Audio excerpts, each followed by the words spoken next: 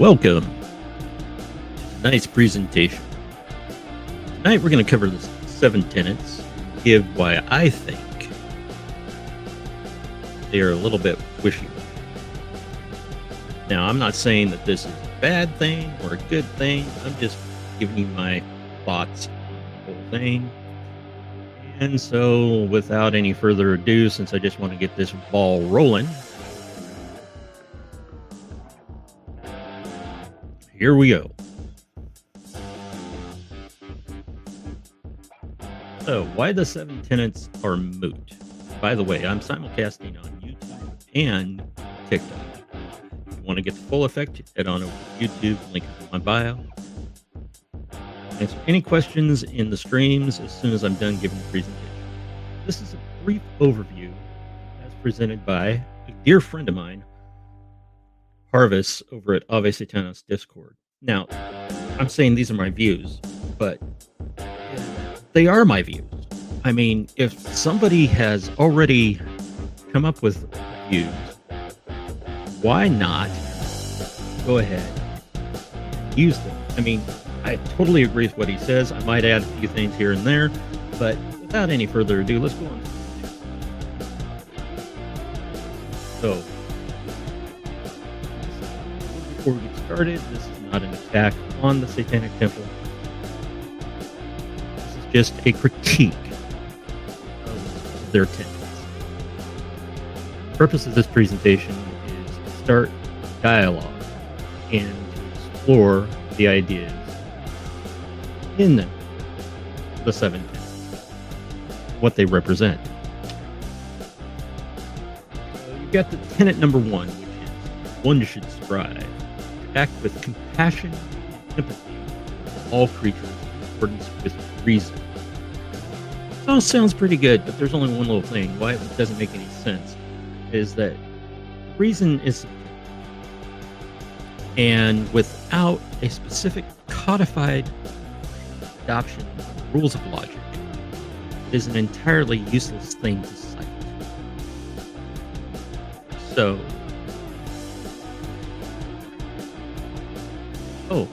and I'm running the music still in the background, apparently. But this is the whole thing. So, stopping the music now. Thank you, Aunt Jer.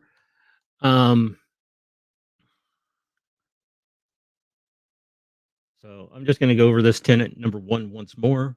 One should strive to act with compassion and empathy toward all creatures in accordance with reason. Why it makes no sense. Reason is subjective, and without a specific codified adoption of rules of logic, it is an entirely useless thing to cite. Yeah, acting with compassion towards everybody, that sounds all well and good, but yeah, it's almost like turn the other cheek, in my opinion, too. So tenet number two. The struggle for justice is an ongoing and necessary pursuit that should prevail over laws and institutions. Really? Really? You know, why it makes no sense is because the law should be followed. No religion should teach people to disobey the law. That is a very Christian behavior. I agree with Harvest on this point because it's a necessary pursuit and should prevail over laws and institutions. You know, there's a reason why Satanism, as defined by LaVey,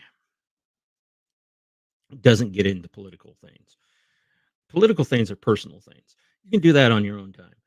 During your spiritual practice or whatever you want to call this, you really shouldn't bring that up. I mean, becoming involved with politics and everything, that's a little bit more on a personal level than it should be on some type of religious organization. Once one religious organization gets their fingers into everything, every religious organization will. Oh, wait a minute. Christians are already doing that. Anyway, tenet number three. One's body is inviolable, subject to one's own will alone. Now, this one is what everybody's going after for the Roe versus Wade thing that might happen where it gets overturned. It's a good point, but doesn't necessarily mean that abortion is a good thing, as the word inviolable is a word that doesn't mean what they're using it for. I think more of a word would be uh, something to do with body autonomy, that type of thing. Um, that's just my opinion of it. I mean, I'm all for people to have choice in the matter of that, but you're looking at things also like right to life, right to die with dignity, and all those types of things that would really be um, part of this whole thing that really isn't covered by this. But the tenants, it's a wishy washy. So number four, the freedoms of others, the freedoms of others should be respected, including the freedom to offend. To willfully and unjustly encroach upon the freedom of another is to forego one's own. This one was a big topic. I used to be part of TST. I helped found the local chapter. This was a big topic of contention amongst us a lot of times. Um, what does it mean, the freedom that should be respected of others? Well, you know, why this makes no sense to even have in here is this shouldn't even be a situation that comes up. You should be making sure people actually want to hear your opinion about something before you vomit your vitriol upon them. Well, since you're sitting here in my live streams here, you're wanting my opinion. That's just the way I look at it.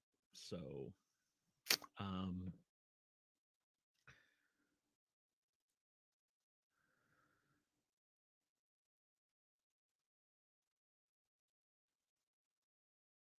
but that's one of the whole things in the satanic rules of the earth. There's one of them that says, "Don't offer your opinion unless it's asked for." That's essentially what it says. And number five. Where's number five? Oh dear, I think my thing just died on me. Oh, there's four. There's six. There's seven. Oops, I lost number five. Oh crap. Things that happen here. Well, we'll get back to number five in a minute. We'll skip number five and go on to number six. Number six, people are fallible. If one makes a mistake, one should do one's best to rectify it and resolve any harm that might have been caused. Well, you know what? I agree. They nailed it on this one. Nothing I have to say about it. 1 out of 7. Pretty bad though.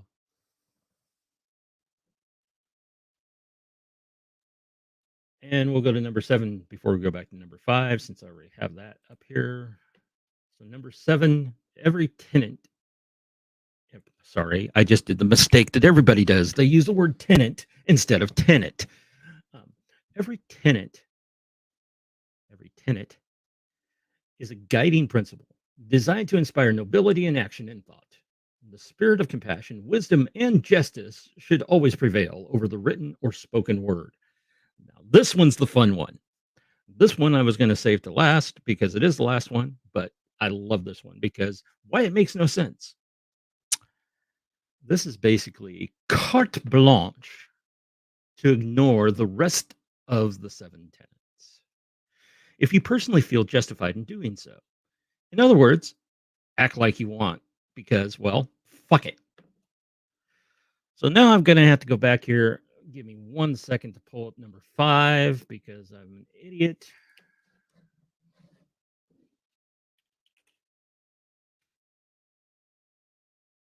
I'll be sharing it on the live stream. I'll have to just apologize to everybody.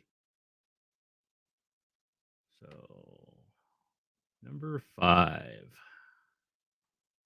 is 1, 2, 3, 4.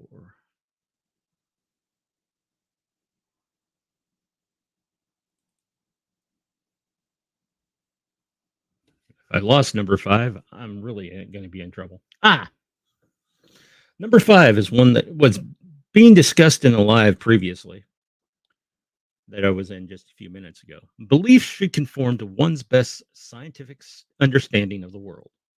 One should take care never to distort scientific facts to fit one's beliefs. Well, it makes no sense. It's solid, but ultimate personal gnosis doesn't mean that you can't have beliefs that counter science. Just that you need to understand that there's a difference between what you believe and reality as we know it. That is that in a nutshell. Um, why I think each of the tenets are kind of wishy washy. Number seven makes all of them moot because it says basically, yeah, you can follow these things, but if you don't want to, fuck it. So that's all I've got for the presentation. So I'm open to questions, comments, complaints, and I'll take questions on the clock app and on YouTube. So if anybody has any questions, please, please, please. I'm having trouble with my pickups. I don't know why. I need to get this microphone tuned. I may have to just make a video of this and just put it up there. That seems to be the problem with YouTube. My audio is totally coming in and out. I need to start just swallowing the microphone.